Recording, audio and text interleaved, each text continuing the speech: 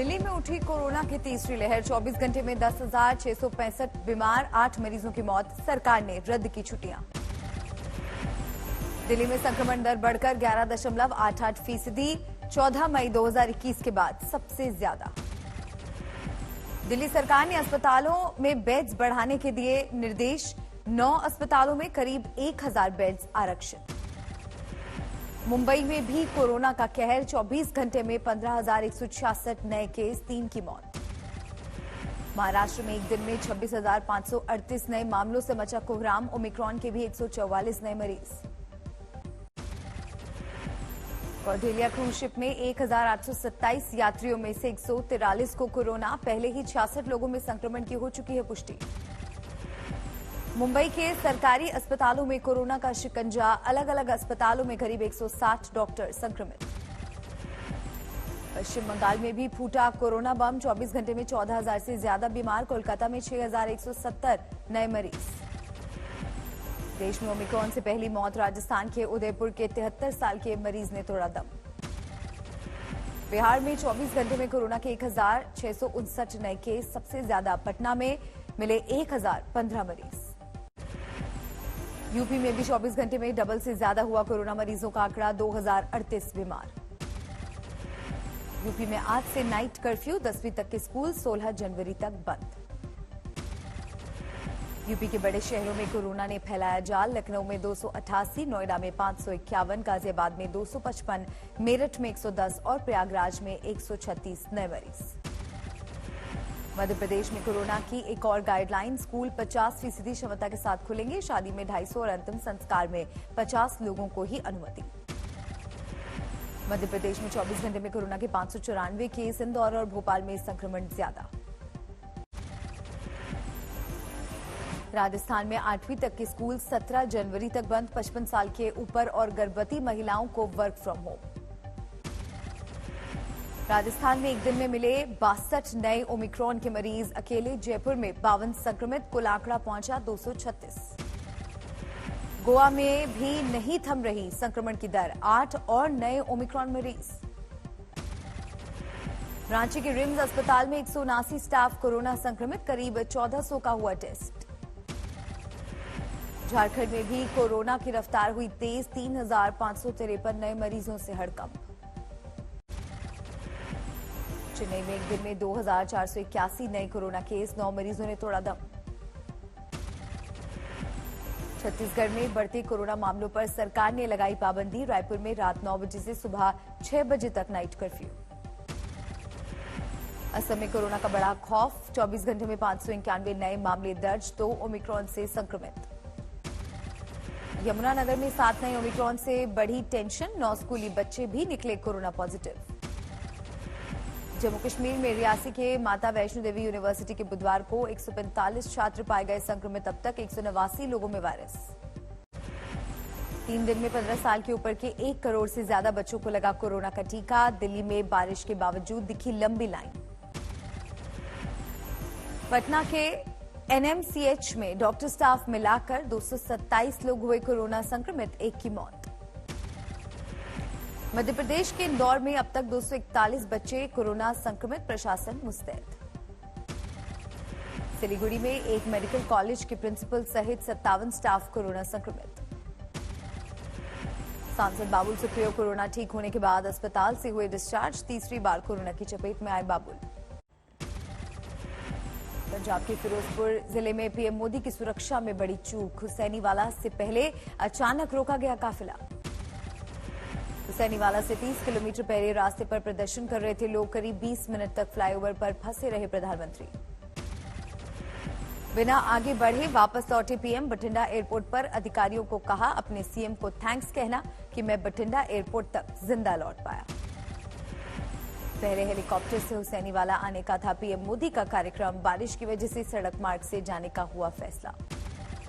PM Modi की सुरक्षा में चूक पर सियासी बवाल। बीजेपी और कांग्रेस में आरोप प्रत्यारोप का दौर जारी।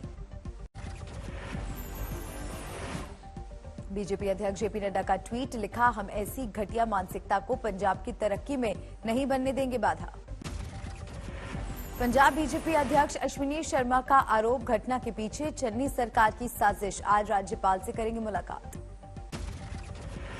यूपी के सीएम योगी आदित्यनाथ भी पीएम की सुरक्षा में चूक पर भड़के, कहा देश से माफी मांगे पंजाब सरकार। एमपी के सीएम शिवराज सिंह चौहान का बयान, कहा कांग्रेस और गांधी परिवार ने पीएम की सुरक्षा से खिलवाड़ में नहीं छोड़ी कोई कसर। पंजाब के पूर्व सीएम कैप्टन अमरिंदर ने मांगा चन्नी सरकार का इस्तीफा, कहा राज्य में लागू हो राष्ट्रपति शासन। पंजाब की सुरक्षा में चूक पर बोले पंजाब के सीएम चन्नी, सिक्योरिटी में कोई चूक नहीं हुई, सिर्फ लोगों का प्रदर्शन था। प्रेस कॉन्फ्रेंस में सीएम चन्नी ने कहा पीएम के प्रति मेरा बहुत सम्मान, मामले पर नहीं हो कोई राजनीति। जम्मू कश्मीर के बीजेपी अध्यक्ष रविंद्र रैना का सोनिया गांधी पर आरोप, कहा पाकिस्तान के इशारे पर काम कर रही है कांग्रेस। पीएम की सुरक्षा में चूक पर यूपी के मंत्री मोहसिन रजा ने विदेशी साजिश का जताया शक, पूरी घटना की जांच की मांग की। पंजाब कांग्रेस के नेताओं का बार बार पाकिस्तान जाना, वहां के जनरलों से गले मिलना कि इसमें कोई विदेशी साजिश जरूर शामिल है, इसका जवाब कांग्रेस को देना होगा। बिहार के मंत्री शाहनवाज हुसैन ने भी पीएम की सुरक्षा में चूक पर उठाए सवाल, कहा कांग्रेस ने पीएम के काफिले के साथ जो किया वो क्षमा लायक नहीं।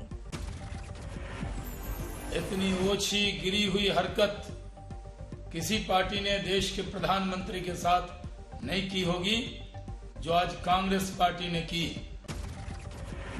गोवा के सीएम प्रमोद सावंत भी घटना पर भड़के, कहा जो कुछ हुआ वो बेहद हैरान और परेशान करने वाला।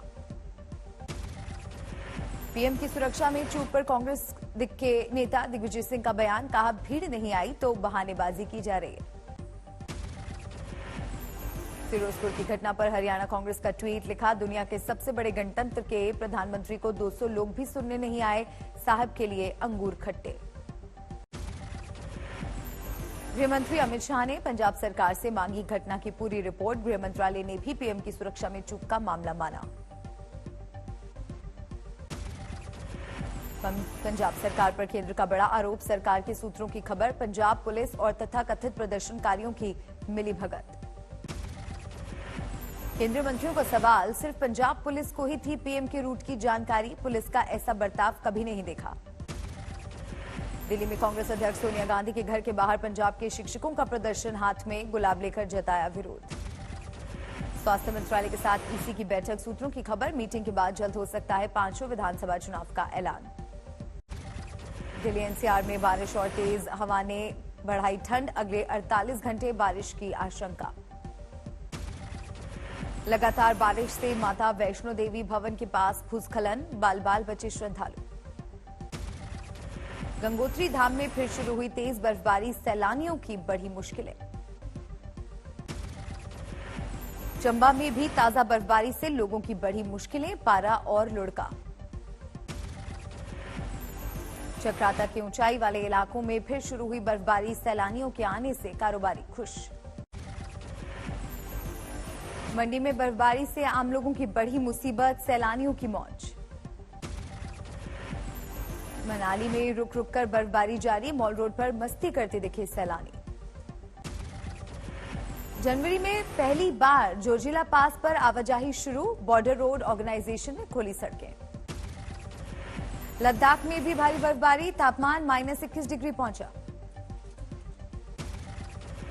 जम्मू कश्मीर के डोडा, पुंछ में भी जोरदार बर्फबारी, रास्तों पर जमी बर्फ, ट्रैफिक ठप। बिहार के गोपालगंज में चोरी के आरोप में बच्चे के साथ हैवानियत, वीडियो वायरल, पुलिस हरकत में। नोएडा के नारी निकेतन में 4 महिलाओं की मौत से हड़कंप, डीएम ने दिए जांच के आदेश। बिहार के सुपौल में डबल मर्डर से दहशत, वार्ड पार्षद के दोनों बेटों की हत्या। फरीदाबाद में पार्किंग को लेकर हिंसक झड़प, घटना सीसीटीवी में कैद, पुलिस का एक्शन। ग्वालियर में पत्नी की प्रताड़ना से परेशान शख्स पहुंचा थाने, पुलिस से मांगी मदद।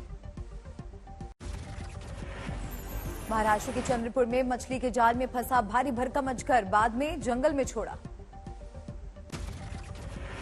पन्ना टाइगर रिजर्व में आए नन्हे मेहमान, बाघिन ने दिया 2 शावकों को जन्म। नागपुर में समलैंगिक शादी बनी चर्चा, दुल्हा भी लड़की, दुल्हन भी लड़की।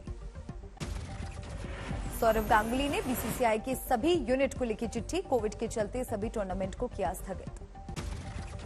विराट कोहली की चोट पर चेतेश्वर पुजारा ने कहा, जल्द ही ठीक होकर मैदान पर लौटेंगे कोहली। रोमांचक मोड़ पर दक्षिण अफ्रीका के खिलाफ जोहानिसबर्ग टेस्ट, भारत ने दिया है 240 रनों का लक्ष्य। तीसरे दिन का खेल खत्म होने तक दूसरी पारी में दक्षिण अफ्रीका का स्कोर 2 विकेट पर 118 रन, जीत के लिए चाहिए 122 रन।